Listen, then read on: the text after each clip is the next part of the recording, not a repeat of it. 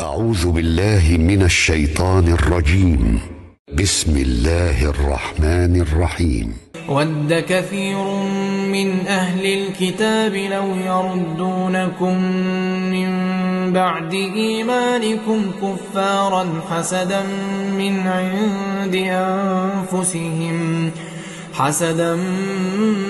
عند أنفسهم من بعد ما تبين لهم الحق فاعفوا واصفحوا حتى يأتي الله بأمره إن الله على كل شيء قدير. وأقيموا الصلاة وآتوا الزكاة وما تقدموا لأنفسكم من خير تجدوه عند الله إن الله بما تعملون بصير.